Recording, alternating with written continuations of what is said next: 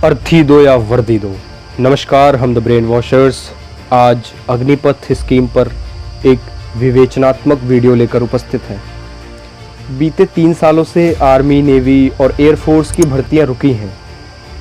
जिनको merit list का इंतज़ार था या फिर सिर्फ जॉइनिंग लेटर की राह देख रहे थे, सबको मायूसी ही हाथ लगी। सरकार ने अग्निपथ स्कीम के अंदर अग्निवीर भर्ती का प्रस्ताव पेश किया है, जिसमें सिर्फ 4 साल की नौकरी रहेगी और इन हैंड सैलरी के नाम पर पहले साल 21,000 पर मंथ, दूसरे साल 23,000 पर मंथ और तीसरे साल 25,500 पर मंथ और अंततः चौथे साल 28,000 रुपये पर मंथ की सैलरी मिलेगी।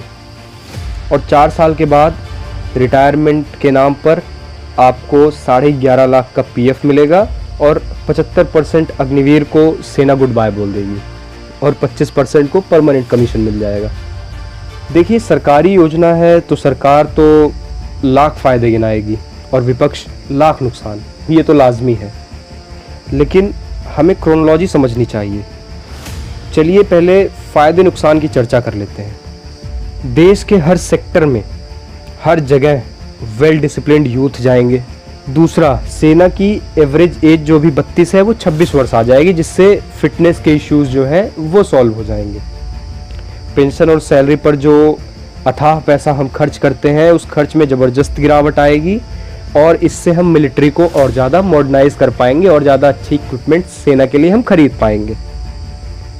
3 गुना से ज़्यादा युवाओं को देश सेवा का गौरव हासिल होगा।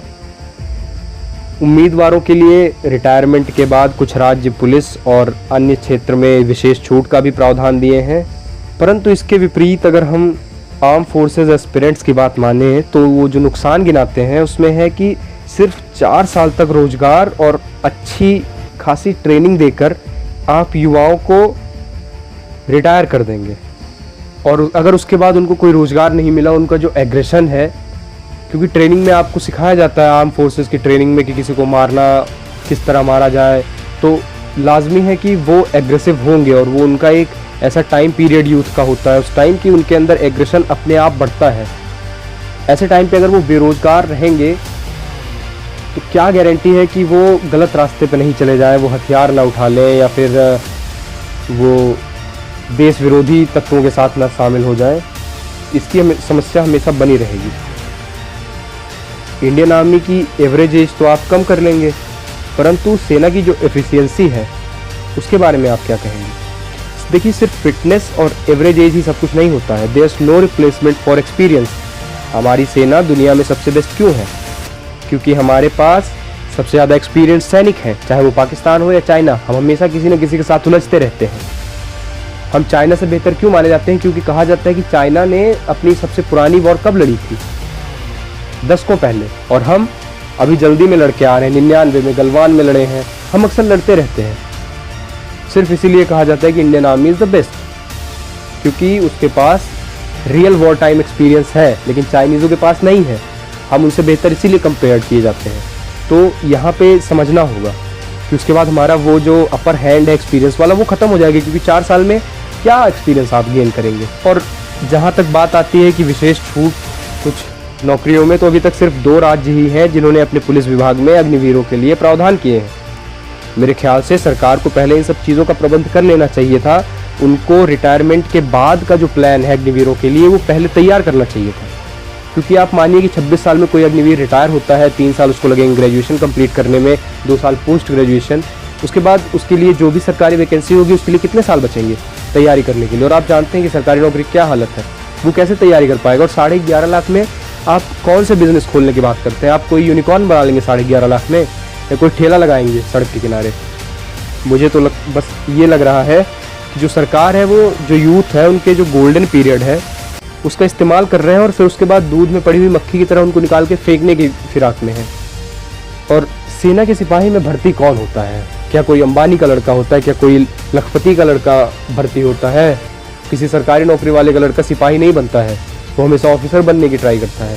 सेना की सिपाही भर्ती में गांव के गरीब वर्ग के लड़के जाते हैं, किसान के लड़के जाते हैं, मजदूर के लड़के जाते हैं। वो लड़के जाते हैं जिनके ऊपर उनके बाप के कर्ज का बोझ होता है कि मेरे पिताजी ने जो कर्ज लिया है साहूकार से उसको कैसे उतारे। वो लड़के जाते हैं जिनकी माताजी हॉस्पिटल में इंतज़ार कर रही होती हैं कि लड़का पेमेंट भेजेगा तब उसका ऑपरेशन होगा।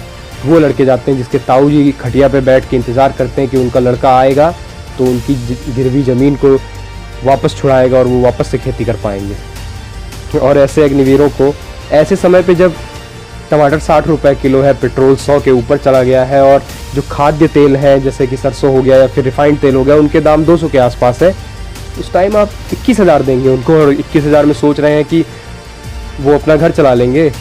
सरकार शायद पश्चिमी सभ्यता को कुछ ज़्यादा ही फॉलो कर रही है, सोच रही है कि हम न्यूक्लियर फैमिली वाले। वो भूल गई कि जो भारत के गांव के वर्ग के लड़के हैं ना, वो न्यूक्लियर नहीं, वो जॉइंट फैमिली वाले हैं।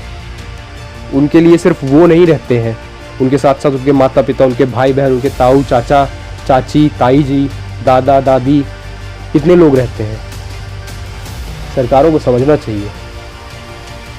और सरकार से मेरी बस इतनी अपील है कि जो सामान्य भर्ती प्रक्रिया है वो बहाल करिए आप, और उसके साथ साथ एक विशेष प्रावधान करिए अग्निपथ योजना में जो ड्यूटी का पीरियड है उसको कम से कम 10 साल करिए, और जो सैलरी है वो 2 गुना होनी चाहिए, और जो रिटायरमेंट का पीएफ है वो कम से कम 5 गुना बढ़ाइए। इसी के साथ जो अग्निवीर हैं जो रिटायर होंगे उनके लिए जिस तरह एयरफोर्स XY से कोई रिटायर होते हैं 15 साल बाद, तो उनको कहीं ना कहीं बैंक में या कहीं ना कहीं आप एडजस्ट करते हैं, कहीं ना कहीं उनको जॉब देते हैं, उसी तरह कुछ इनका भी प्रबंध कीजिए अग्निवीरों का कि वो रिटायर हो तो उनको कोई ना कोई जॉब मिले, जिससे उनके बुढ़ापे का और आगे के जीवन का मार्ग आसान हो। मैं सरकार से बस इतना चाहता हूँ कि जो हमारे एस्पिरेंट्स हैं, जो हमारे आर्म फोर्सेस के दीवाने हैं, उनकी बात सुनिए, नहीं तो चुनाव आएगा तो परिणाम आप देख लेंगे। ये वही लड़के हैं जिनके अंदर मरने का जज्बा होता है, देश के लिए जान दे देते हैं वर्दी के लिए, क्योंकि इनको वर्दी प्यारी होती है, इनको अपना देश प्यारा होता है। और अगर इनको आप इनकी वर्दी से दूर करने का प्रयास करेंगे तो ये बहुत ही बुरा परिणाम लाएगा आपकी राजनीतिक करियर पर। और जो भी मेरे देश के युवा हैं जो अभी तमाम जगह प्रदर्शन कर रहे हैं, उनसे मेरा आग्रह है कि गांधी जी की तरह अहिंसात्मक तरीके से अपने प्रोटेस्ट को बल दीजिए। उससे क्या होगा कि पूरा देश आपके समर्थन में आसानी से आ सकेगा। लेकिन अगर आप हिंसा का रास्ता चुनेंगे तो लोग भी आपका समर्थन करने से पहले कतराएंगे। इसलिए सबसे हाथ जोड़कर निवेदन है कि शांतिपूर्वक तरीके से जमकर विरोध करिए, और हम सब आपके साथ हैं। वंदे मातरम। जय हिंद, जय भारत।